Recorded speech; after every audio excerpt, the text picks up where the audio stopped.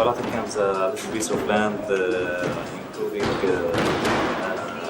12 people, and those people were deported from their houses during the Palestinian catastrophe, 1948.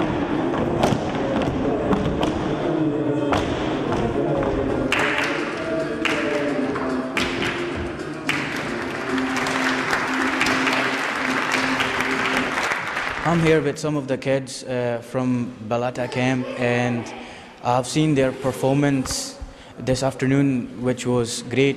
So I'm going to ask them some questions right now. Hi there. Hi. What's your name? Shuruk. And you from Palestine? Yes. You've been involved in Balata camp? Yeah. How long did it took you to practice your performance? 1 year. For how long you been involved in the stage performances and plays? Inside the British, you stay 1 month and you visit many city and making a play for many city. Yeah, and before coming in Edinburgh, you visit Derry and Belfast. And where are you going to go after Edinburgh?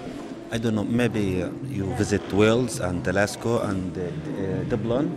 The people is like it because when you making a play for movement, not talking, not very talking, the people who understand you are very good because you meaning, not talking, meaning for move and like this. And I see the people is so happy and so wow. Hello. Hello.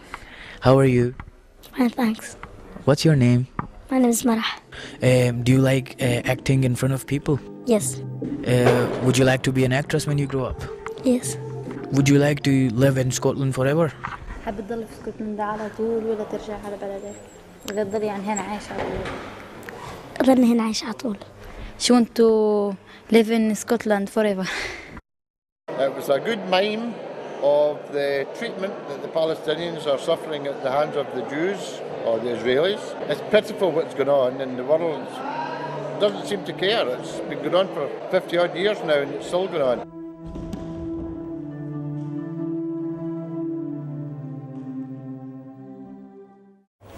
I think it was very good. I think the show was excellent.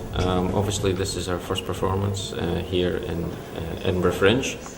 So it's the first time they've appeared at this venue, so hoping to get some rehearsal time in before this evening's show. And hopefully we'll a good turnout this evening and again tomorrow night. And then after that we're moving on to Glasgow.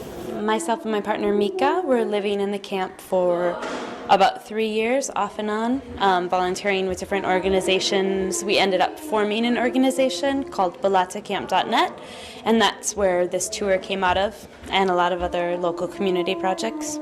Balata Camp is the largest refugee camp in the West Bank. There's about 30,000 people that live there, about 18,000 of which are people under the age of 18. It's about 1.5 kilometers squared. So a very, very small area, very cramped, highly populated, densely populated area with no green space. It's all refugees who were expelled from Israel in 1948, primarily from Haifa and Jaffa, that ended up in Balata refugee camp. And it's also historically a place of strong resistance against Israeli occupation. Hiya, what's your name? Noor.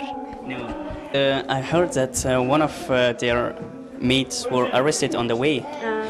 Would you like to tell us a bit more about that? He's a 16-year-old boy who's been part of the group. He's been with them for about 3 years with their production. They're all a very intimate, small group of people that have been working together for a really long time, and he's been part of them for that time.